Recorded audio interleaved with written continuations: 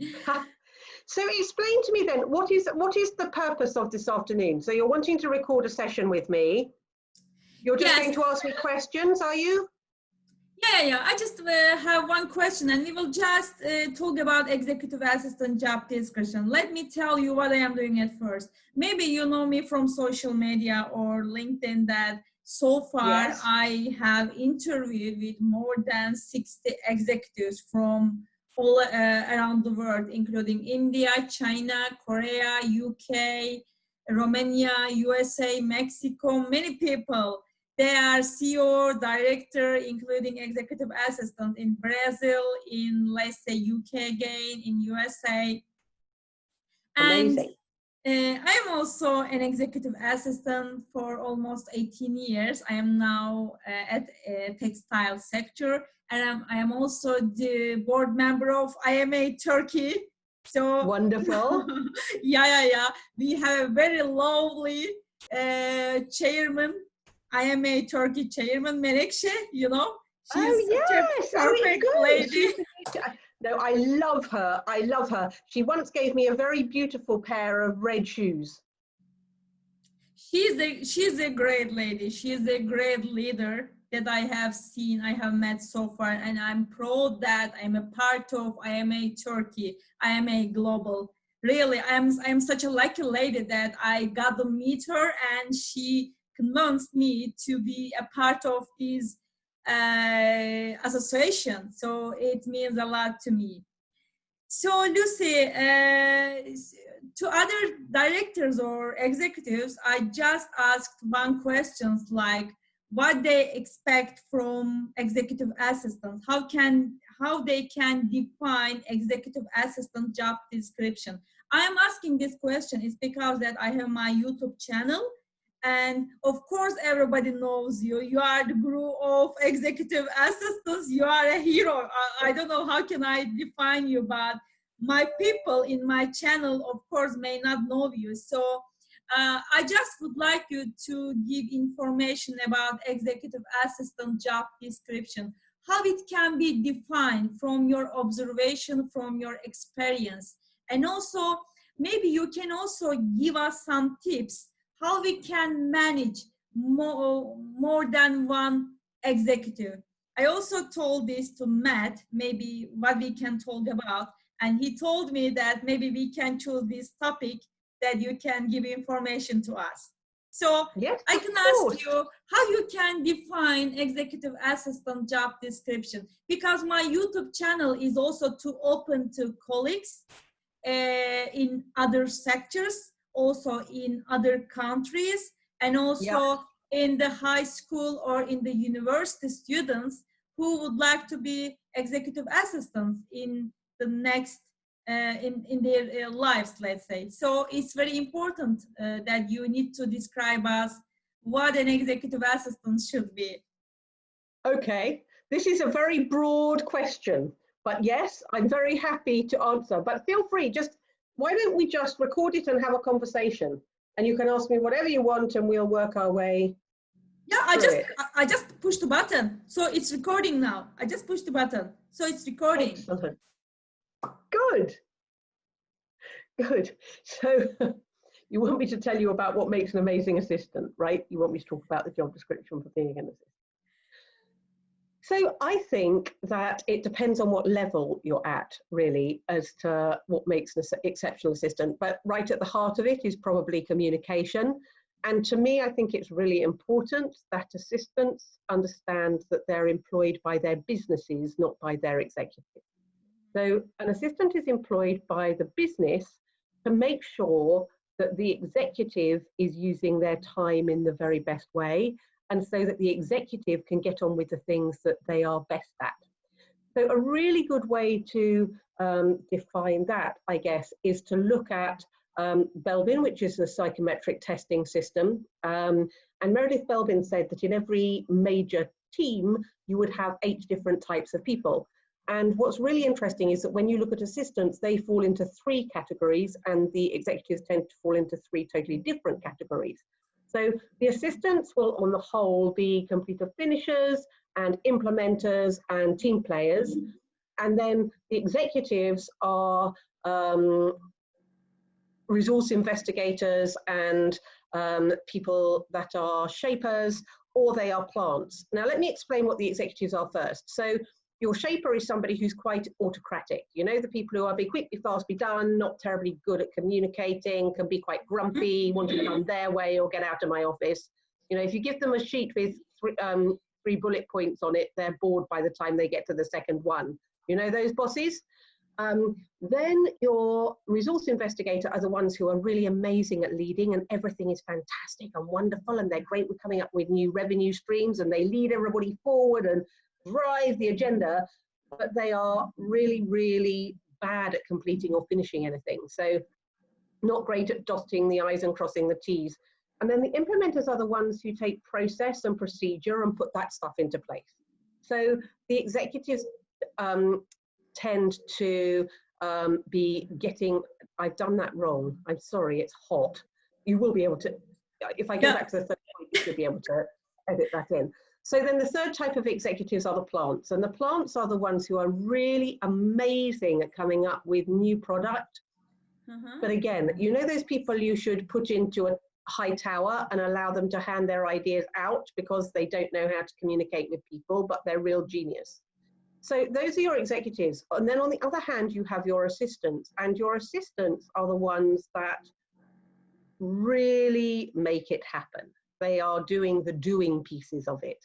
So for example, you will have an assistant who's a completer finisher, and those guys are the ones who do dot the I's and cross the T's and get right into the detail and want to make sure that everything is perfect.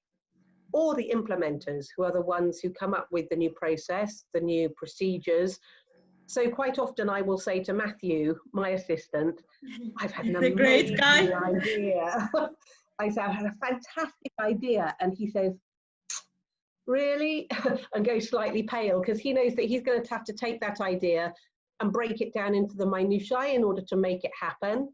And then the other thing that the assistants do is that they're team workers. So they tend to make sure that everybody is happy and being communicated with properly. And they'll say things like, oh, you know, the executive didn't really mean that. What they actually meant was this. And they are not scared of their executives. They're scared for them because that's the job. So can you see that you've got the executive over here doing their stuff, and you've got the assistant over here doing their stuff. And then when you meet in the middle, it's like having two sides of one person, two sides of the coin. And when it works, it's like one of you breathes in and one of you breathes out, and it's really magical. I don't know if you've ever had a relationship with an executive like that, where, you know, you both understand what your role is, but it's two different sides of the coin, two totally different sides of getting things done. And especially right now, with so many people being let go by businesses, and in the middle of this pandemic, what I'm finding is that businesses are needing their leaders to be smarter and faster and leaner and more efficient. And therefore the assistant really comes into their own, because actually assistants, chaos tamers, they're the ones who step up and make sure that the process is put in place so that things can be implemented. And that frees up the executive to go and get on with all the bits that they are absolutely phenomenal at. In some cases, saving their businesses and making sure that everybody else is all right. So can you see, I think you should stop thinking about yourself as an assistant as a gatekeeper of people, and start thinking about yourself as a gatekeeper of time, because your job is to go, is this next hour the best way for the executive to spend their time, or could I make it 20 minutes, or could I look at how many people are in there? Should they be putting a proposal together, or could you do a whole heap of research for them on that proposal so that it takes them a lot less time? Are you going to them with problems, or are you going to them with solutions? Everything you should do as an assistant should be thinking about how you remove time from what they're doing to free them up to be the best that they can possibly be. That's a long answer to a simple question, but yeah. Thank you so much, Lucy. And is there any training that you can suggest us, our colleagues, that we need to get, or we need to improve our skills? And also, it will also be allied to the students at high school or at universities. oh gosh, I think there's actually very little out there these days for the people who are just coming into the market. And funnily enough, we're in the process of writing a program called the Consistent Assistant, which is for the brand new ones coming into the marketplace. So watch this space, because that will be here in the autumn. But I think really you're never going to go wrong if you're looking at communication, because to me, where it falls down with assistants and their executives, it's always about communication. It's about not being given enough detail. It's about not understanding what you're meant to be doing. It's about not asking the right questions to establish where it sits in the priorities. You know, it's all that stuff which, when you become an experienced executive assistant, you really understand that you need to be doing. So communication always. Right now, I would also be really looking at your business and making sure that you understand it.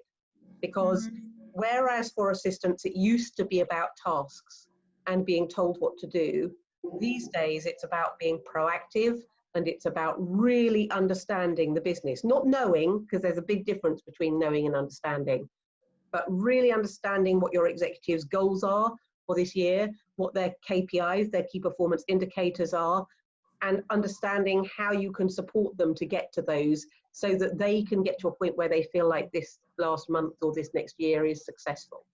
So any training on business, I mean, the top assistants, I would suggest you were looking at an MBA, because actually if you're supporting at that very top level, that's where you need to get to. And then everything in between. If you follow me on social media, you'll see that I'm forever promoting the trainers out there that are doing amazing things. We have a channel which is called Admin Chat on YouTube, and there's free training that we put up there every week. There's an hour of free training that we put up there every week. We have a learning library that has maybe 60 different training hours on it at the moment, which you can share with your teams, all sorts of things. But you know, we work with the best trainers in the world for assistants, and we're constantly putting out their info. So just follow me and then you'll get all the info. Thank you so much, Lucy, for taking time for me, for us, for my project. Really appreciate it. And I am done with my question, and really, really appreciate a lot. And many people were looking forward to getting our interviews, including Marco from Italy, IMA Italy. Oh. He was texting me, did you done your interview with Lucy? Please, sir, I am looking forward to having it. I said, no, it's postponed because a couple of reasons, you know, from my side, and I have a schedule. But finally, he will be so happy to get the budget now. So thank you so much, Lucy. Really appreciate a lot. It means a lot to me, to my project, and also it will be a big treasure for the students at high school and also university, and also including us. We are still learning. We are open to learn, to get to have more information from leaders like you. You will be a big light to me as well, because I am also following up your social media. I'm a big fan of you. That's why I offered you to have an interview, and you said yes. And really thank you. And for the next level to see you, I hope it will be in person in Turkey. I will be so love happy. that. I will be so much happy to host you. I will be so much happy. Thank you, Serpil, so much. And thank you for the opportunity. It's very, very nice to hook up with you. Thank you. Really appreciate a lot. And for you taking time, please let me know if you have been planning any travel here. I will, of course. Thank you so much. Cheers. Thank you. Bye-bye. Take care. Bye-bye.